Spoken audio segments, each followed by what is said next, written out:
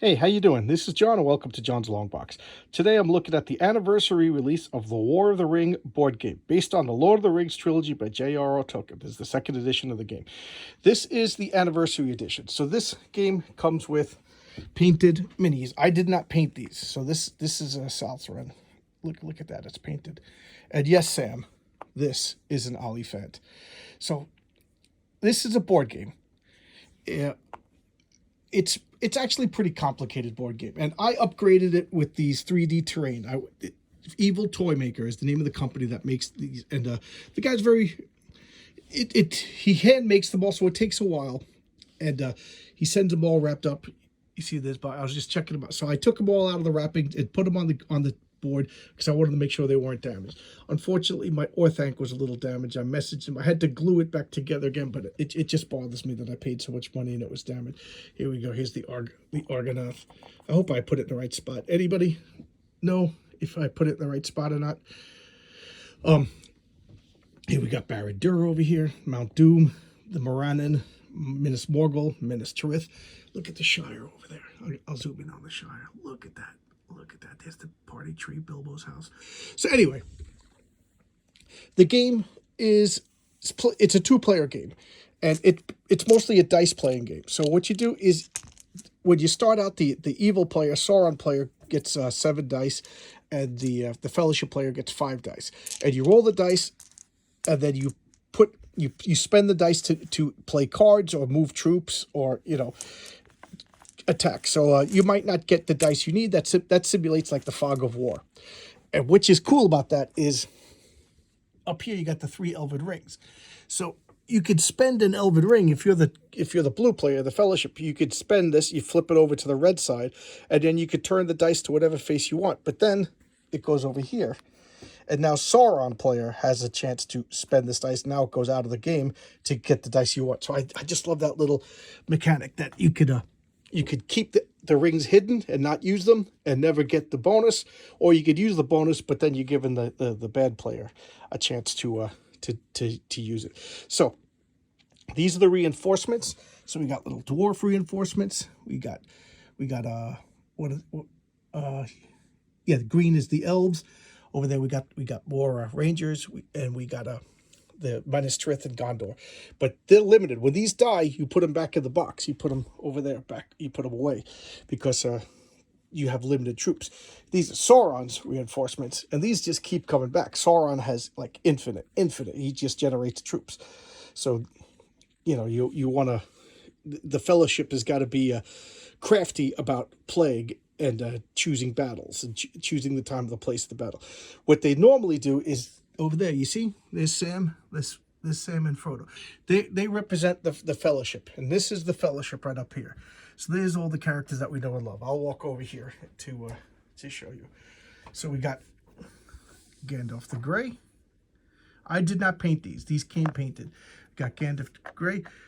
There's a Merry, Pippin, Gimli, Strider, Boromir, and Legolas. And here's their cards. And over here we got Gollum. Gollum doesn't start off on the board. And what do? This little box is represented by that Frodo and Sam token. Frodo and Sam never leave the board. And what they do is they could move on. You spend the dice. So when you spend the dice, you can move armies. You can move what they call characters, which are people that you know from the books. Like Gimli is a character. But this just represents a troop. This is a soldier of Gondor. You see the white tree. So you can move them, and if they're so this is just really cool. And the board is so big, I got to walk all the way around the board to explain this. So when you spend the dice, a character die, you could move. You could see right now they're on 0. So that means that Frodo and Sam rather, are where they are. Now, they're invisible, or they're hiding, or they're sneaking, so you don't want the Sauron player to know where you move. So when you move, you just say 1. 2, because I used 2 dice to make the move. And now All that the Sauron player knows is that they are really 2 spaces away from this. So they could be any 2 spaces. And then he uses dice to hunt. And that's what this box is over here. So this is the most complicated part of the game, the hunt and the hide. So this is the hunt. So he allocates dice in here. And each one of these, so he's got 3 dice over here, so that he has to roll 3 times. And any 6s, oh, none of them are 6s, so he got away. But any 6s, he could find Frodo. And then you have to actually declare where you are. See, I have to walk around, this board is so big. So let's just say for the sake of argument, as I trip, let's just say for the sake of argument that he finds him. So then what I do is I replace this with found. The game comes with these 2 tokens, but I paid for upgrades. So now that he's found, and what I have to do is I have to declare. So he's found 2 spaces away. So I'm going to go 1, 2, and that's where he literally is. And then I reset this back to 0 because that's he's there. And then he has to spend a die to go back to hidden. And then because if he's found, if the Sauron player knows where he is, he can play more powerful cards on him and corrupt him. So there's a corruption token. So the game normally comes like this. So this is him moving around, and then when he gets found, you flip it over. And then this is the corruption. So if corruption ever gets up to 12, Frodo succumbs to the ring and becomes evil, or, becomes a ring wraith, and the game is over. So you don't want that to happen. So every time he uses the ring, he could get corrupt. Every time he gets found, Sauron could play cards. But of course, I could play cards to heal him, or you could rest in Rivendell. You could rest in friendly cities to ease corruption, ease damage. Or every time you take corruption, you randomly take one of these little ring tokens, and you flip them over, and oh no, Boromir dies. So he takes the damage. So that you could do that so you could either take corruption or you could kill off a character. And I tell you, man, that hurts. That hurts. Last time I played, Merry and Pippin died. Oh man, it just hurt. There's Saruman right there. So cool. I love this game. This and Twilight Imperium are games that, like, once a year games. They just take forever to play. Look at the Grey Havens over there. I just love this. It's so much fun. I mean, it's beautiful enough when you don't have this 3D terrain, but I don't know. I'm just a nut job. So I might as well show you this. So this is the base game. Keep in mind, this is the anniversary edition, so the board's bigger, the cards are nicer, and the figures are all painted. Then I got this. This is called the Warriors of Middle Earth. And what is this? This is the pirates, the Corsairs of Umbar. So these are not on the board. The spiders, the wild men. These are the wild men of Dunlin. Everybody wants to see these. These are the dead men, the ghosts, and of course the eagles, and then the Ents, and then the special dice. You get extra dice. So that's, and then they come with cards. I gotta read them. I haven't even taken these out of the pack. That's what I was going to do after this video, is open it up and read.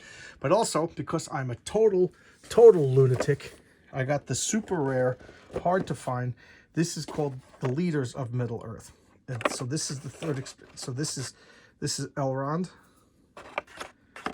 This is, I can't even take it out, Galadriel.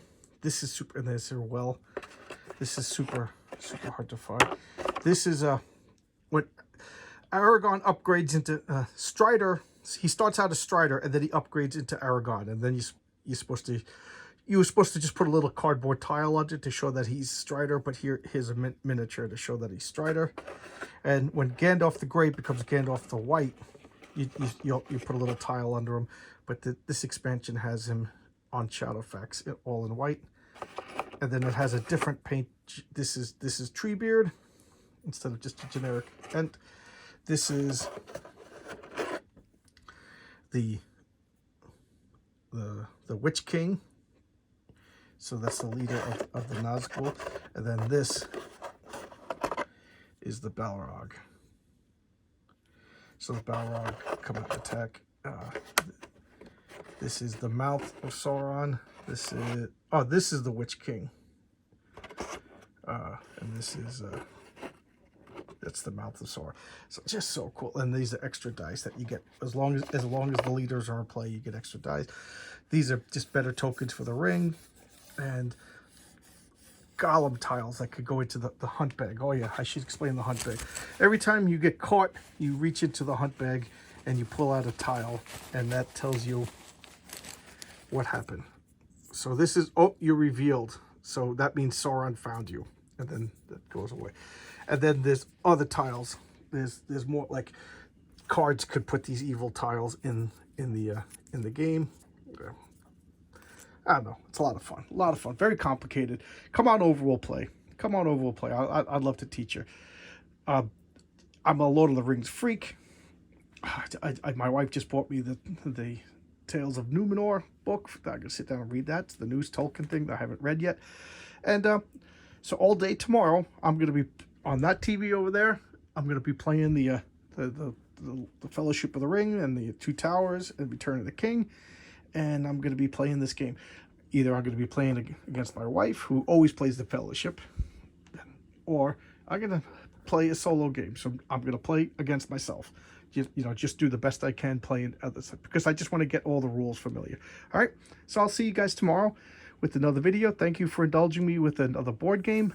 These are if you're in the cities, you could put all your pieces over here, and that so you can clear up, because that'll be messy if you're in a Helm's Deep with all of Sauron's troops and all of your troops. So you could put your troops over here and conduct your fight. All right, so I'll see you tomorrow with another video. New Year's is coming, and I might take a couple of days off from videos. Okay, look, you see this? I was in this darkest depths over here, and I met a girl so fair. But then Gollum, that evil one, you know what he did? He crept up and he slipped away with her. And there's nothing I could do now. I guess I should ramble on.